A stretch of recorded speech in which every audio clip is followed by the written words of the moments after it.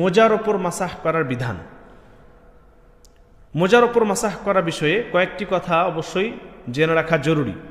প্রথম হচ্ছে যে মোজার ওপর মাসাহ যখন আপনি করবেন তখন কিছু শর্ত পূরণ আপনাকে করতে হবে, তবে আপনি মোজার ওপর মাসাহ করতে পারবেন, নচেত না।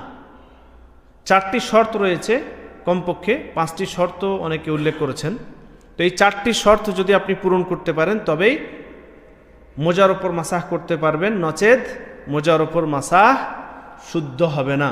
প্রথম হচ্ছে মোজা দুটি আপনি উজু অবস্থায় পরিধান করেছেন।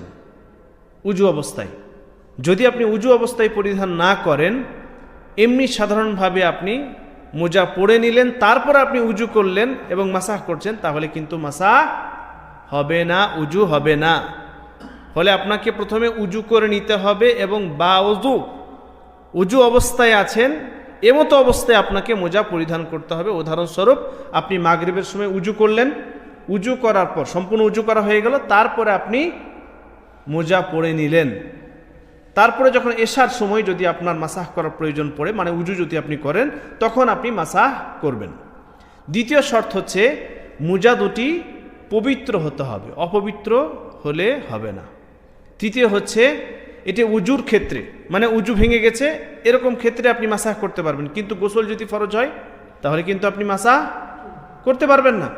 উদাহরণস্বরূপ, আপনার রাত্রে আপনি মোজা পরে ঘুমিয়েছিলেন, ফজরের সময় ভেবেছিলেন যে মাসাহ করবেন, কিন্তু আপনার স্বপ্নদোষ হয়ে গেছে, তাহলে ফরজ গোসল, তাহলে আপনার ওই মোজার ওপর মাসাহ চলবে? জি না, মোজা আপনাকে খুলে গোসল করতে হবে, ফরজ গোসল। তারপরে আবার আপনি ফজরে উজু করবেন, মোজা পড়বেন, তারপর জোহরে যখন আপনি আবার নতুনভাবে উজু করবেন তখন আপনি মাসাহ করতে পারবেন।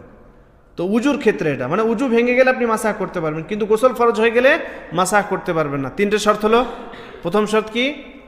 উজু অবস্থায় পড়তে হবে। দ্বিতীয় শর্ত, মোজা দুটি পবিত্র হতে হবে। তৃতীয় শর্ত, উজুর ক্ষেত্রে গোসল ফরজ হয়ে গেলে সেই মোজার উপর মাসাহ করা চলবে না, বরং যদি উজু ভেঙে যায় তাহলে আপনি মাসাহ করতে পারবেন। 4 নম্বর শর্ত হচ্ছে সময়সীমার ভিতরে আপনাকে মাসাহ করতে হবে। আর মুকিমদের জন্য, যারা গৃহবাসী, যারা মুকিম, তাদের জন্য 24 ঘন্টা, 1 দিন 1 রাত। আর যারা মুসাফির তাদের জন্য 3 দিন 3 রাত, অর্থাৎ 72 ঘন্টা। এই সময়সীমার ভিতরে আপনাকে মাসাহ করতে হবে। যদি সময়সীমা পেরিয়ে যায় তারপরে যদি আপনি মাসাহ করেন তাহলে মাসাহ শুদ্ধ হবে না। এই 4টি শর্ত আপনাকে মনে রাখতে হবে।